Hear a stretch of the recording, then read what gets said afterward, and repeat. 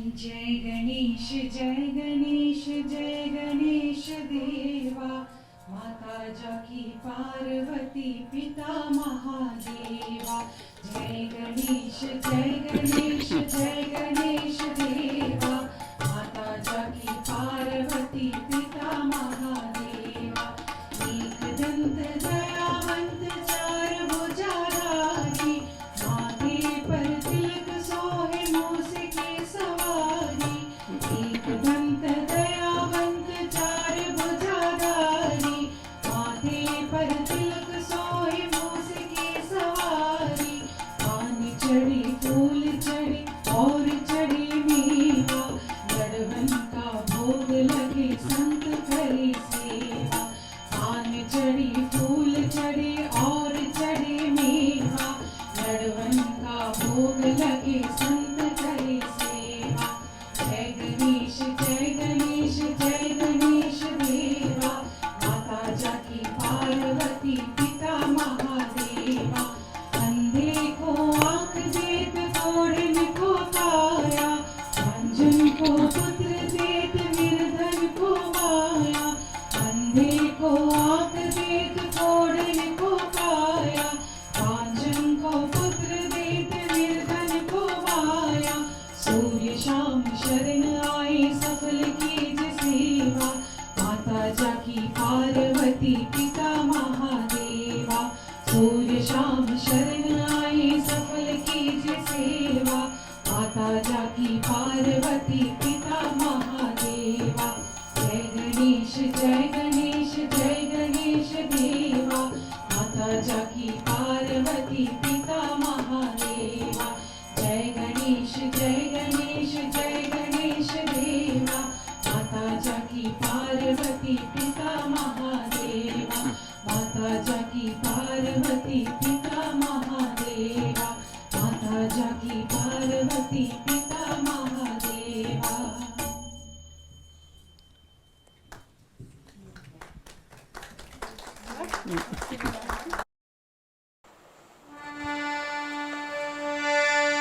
ओम मंगलम दिस्तु मे विनायकौ, मंगलम दिशतु मे सरस्वती, मंगलम दिशतु मे महेश्वरी, मंगलम दिशतु मे सदाशिव। गजाननं भूतगणादिसेवितं कपितजं फलचारुभक्षणं, उमासुतं शोकविनाशकारकं नमामि विघ्नेश्वरपादपङ्कजं। वक्रतुण्ड महाकाय सूर्यकोटिसमप्रभ, निर्विघ्न कुरु मे देव सर्वकार्येषु सर्वदा। सर्वविघ्न विनाशाय सर्वकल्याण हेतवे, पार्वती प्रियपुत्राय श्री गणेशाय नमो नमः। ओम गुरुर्ब्रह्मा गुरुर्विष्णु गुरुर्देवो महेश्वर, गुरु साक्षात् परब्रह्म तस्मै श्री गुरुवे नमः। अखंडमंडलाकारं व्याप्तं येन चराचरं, तत्पदं दर्शितं येन तस्मै श्री गुरुवे नमः। अज्ञानतिमिरान्धरनस्य ज्ञानाञ्जनं शलाकया, चक्षुरुन्मीलितं येन तस्मै श्री गुरुवे नमः। ब्रह्मानन्दं परमसुखदं केवलं ज्ञानमूर्तिं, द्वन्द्वातीतं गगनसदृशं तत्त्वमस्यादिलक्ष्यम्। एकं नित्यं विमलमचलं सर्वधी साक्षिभूतं, भावातीतं त्रिगुणरहितं सद्गुरुः तं नमामि, सद्गुरुः तं नमामि, सद्गुरुः तं नमामि।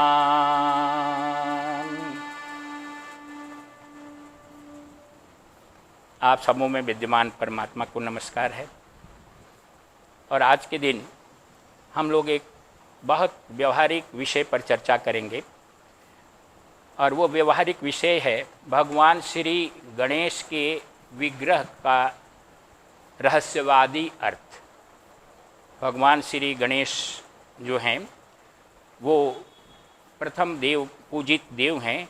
तो आपके इस जो स्वरूप है, इसके पीछे क्या रहस्य है, क्या उसका प्रतीक अर्थ है, इसकी चर्चा करेंगे, उसे बताएंगे।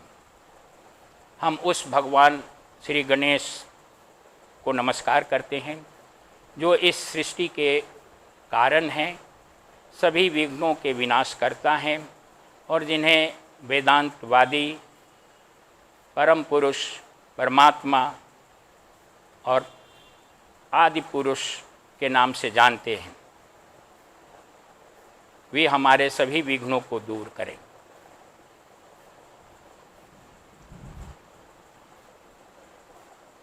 ईश्वर एक है, लेकिन इसे विभिन्न रूपों में और विभिन्न तरह से इनकी पूजा की जाती है।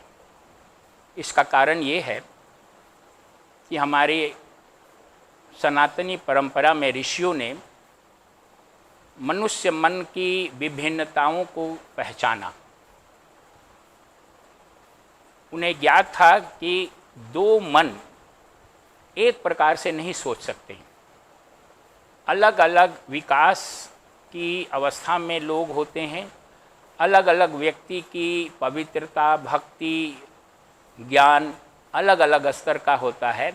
इसलिए वो किसी भी चीज़ को अलग अलग दृष्टि से देख सकते हैं। एक ही चीज़ रहेगी लेकिन अलग अलग व्यक्ति उसे अलग अलग दृष्टि से देखेगा। पुराणों में भगवान गणेश को प्रथम देव के रूप में पूजित करने का विधान है। भगवान शंकर के प्रथम पुत्र के रूप में इन्हें जाना जाता है।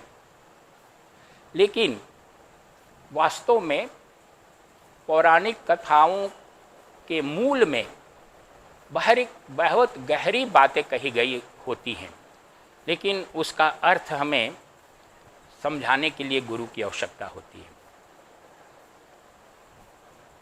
परमात्मा वैसे अनंत रूप का है, अनंत गुण का है और इसकी अभिव्यक्ति अनेक रूपों में होती है। गणेश के माध्यम से, भगवान गणेश के माध्यम से परब्रह्म परमेश्वर की ही पूजा की जाती है। उनके एक पक्ष का पूजा किया जाता है। गणेश का अर्थ होता है गणों के ईश। गणेश, गण का मतलब है जो सृष्टि के निर्माण में जो पंच तत्व हैं उनके अधिष्ठाता देव को गण कहते हैं। पंच तत्वों के अधिष्ठाता जो देवता हैं उन्हें गण कहते हैं। और ये जो पंच तत्व हैं, पृथ्वी, जल, अग्नि, वायु, आकाश, उनसे इस सृष्टि की रचना होती है। तो इन जो पंच तत्वों के प्रिसाइडिंग डीटी यानी जो अधिष्ठाता देव हैं उनको गण कहते हैं और उन गणों के जो स्वामी हैं उन्हें गणेश कहा जाता है। क्योंकि इस सृष्टि के निर्माण का आधारभूत तत्व ये पंच तत्व हैं और उस पंच तत्वों के देवताओं के भी स्वामी श्री गणेश हैं।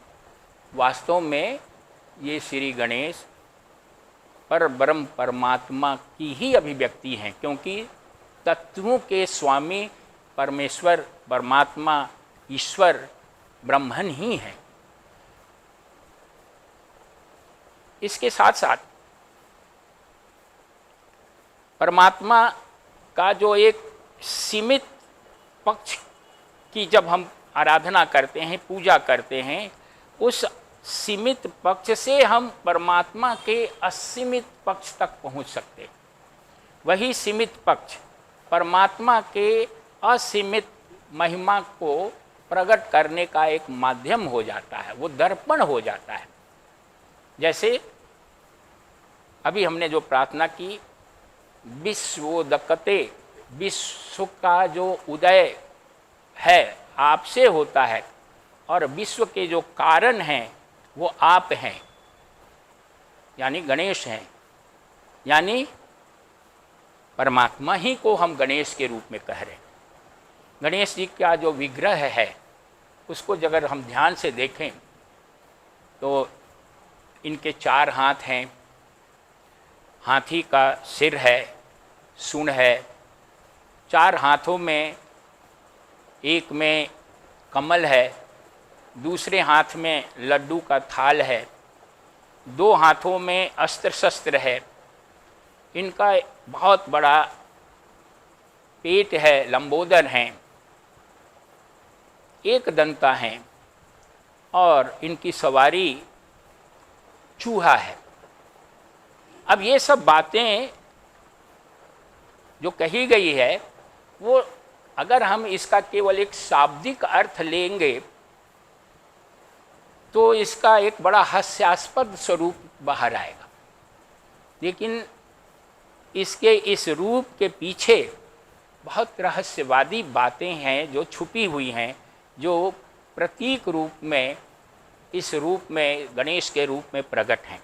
अब एक एक करके इनके प्रत्येक प्रतीकों का हम अर्थ समझने का कोशिश करेंगे। इनकी जो 4 भुजाएं हैं वो अति मानवीय क्षमता का प्रतीक है, मनुष्येतर शक्ति का प्रचायक है। इनका सिर जो है वो हाथी का है, ये ज्ञान और वैभव का प्रतीक है, विशालता का प्रतीक है, ज्ञान की विशालता, वैभव की विशालता। इनमें एक सूंड है हाथी का, वो जो सूंड है, हाथी अपने सूंड से 2 काम करता है। सूंड उसको सूंघने का भी काम करती है, तो वो एक उसकी ज्ञानेंद्रिय के रूप में, ज्ञानेंद्रिय यानी संसार का ज्ञान करने का एक माध्यम बन जाता है। और सूंड से हाथी बहुत सारे काम करता है, पकड़ता है, तोड़ता है, खाता है, बहुत पीता है, बहुत सारे कार्य करते हैं, यानी उसकी कर्मेंद्रियां भी हैं। यानी वो सूंड से ज्ञानेंद्रियां, कर्मेंद्रियां दोनों का काम लेता है। यानी उसकी ये जो सूंड है हाथी का, भगवान गणेश का जो सूंड है, वो प्रतीक रूप से दोहरी चेतना का परिचायक है, डुअल कॉन्शियसनेस। दोहरी चेतना का मतलब होता है सीमित रूप में व्यक्ति जीव भाव में जीता है, जीव सत्ता में जीता है, लेकिन जब उसकी आध्यात्मिक उन्नति हो जाती है, आत्मज्ञान की अवस्था में व्यक्ति द्वय चेतना में जीता है, उसकी दोहरी चेतना हो जाती है। दोहरी चेतना का मतलब क्या कि एक ओर उसे अपने जीव भाव का भी बोध होता है कि मैं अमुक हूँ, मेरा ये शरीर है। जीव को जैसे बोध होता है ये घर है, मेरे ये परिवार वाले हैं, उस जीव भाव की परिसीमितता, लिमिटेशन का बोध के साथ साथ आत्मज्ञान की अवस्था में उस आत्मज्ञानी को, जो जीव था, वो जब आप जीवन मुक्त हो जाता है, उस समय उसे ब्रह्मांडीय चेतना का, अपने ब्रह्मांडीय स्वरूप का भी ज्ञान हो जाता है कि मैं ये शरीर नहीं हूँ, मैं इस शरीर से परे आत्मन हूँ। तो उस सीमित जीव भावना के साथ साथ उसे अपनी ब्रह्मांडीय चेतना की भी अनुभूति, आध्यात्मिक साक्षात्कार की स्थिति में, जीवन मुक्त की स्थिति में हो जाती है। तो ये जो दोनों भाव उसमें वर्तमान रहता है, वही डुअल कॉन्शसनेस कहते हैं। ये जो सूंड है भगवान गणेश का डुअल कॉन्शसनेस का परिचायक है। उनके 2 हाथ में, एक में कमल का पुष्प है और दूसरे हाथ में मिष्ठान से भरी थाली। कमल का पुष्प आध्यात्मिक उद्घाटन, विकास का प्रतीक है। हमारे भारतीय जो परंपरा है उसमें कमल के पुष्प को आध्यात्मिक विकास, चेतना के विकास का प्रतीक माना गया है, परिचायक है। तो कमल का पुष्प एक हाथ में, यानी आध्यात्मिक चेतना के परम विकास की अवस्था, उसका प्रतीक है। दूसरे हाथ में मिठाई से भरी थाल है, लड्डू से भरी।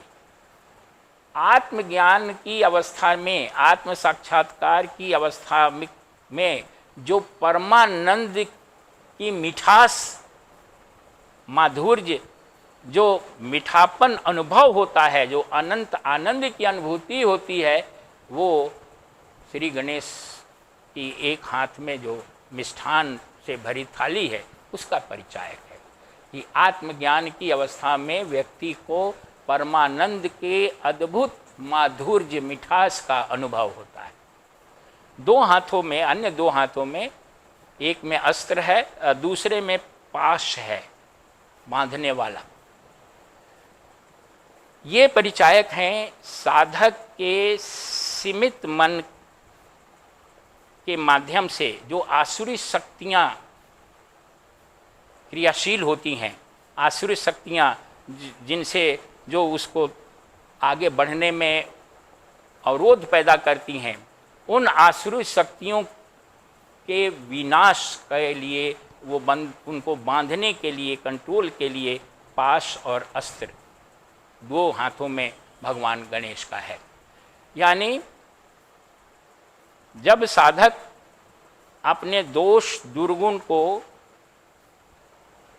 आध्यात्मिक अस्त्र के द्वारा, साधना के द्वारा नियंत्रित करता है, विनाश कर देता है, तो वो ब्रह्मांडीय चेतना के रूप में उसका विकास होता है, जो कमल के पुष्प के रूप में यहाँ पर दर्शाया गया है। भगवान गणेश एक दंता हैं, एक दांत है उनका। एक दांत जो है वो समस्त सत्ता की अद्वैतता, नॉन डुअलिटी का परिचायक है। यानी समस्त ब्रह्मांड में एक ही सत्ता है, अद्वैतता है। यहाँ नाम रूप की जो विभिन्नता दिख रही है वो सतही है, बल्कि सबके पीछे, सबके मूल में एकमात्र ब्रह्मांडीय सत्ता ही विद्यमान है। वही भगवान गणेश के एक दांत का प्रतीक है, एक दंता का प्रतीक है। लंबोदर हैं भगवान गणेश। ये लंबोदरता परमात्मा के कॉस्मिक कॉन्शसनेस, ब्रह्मांडीय चेतना का परिचायक है।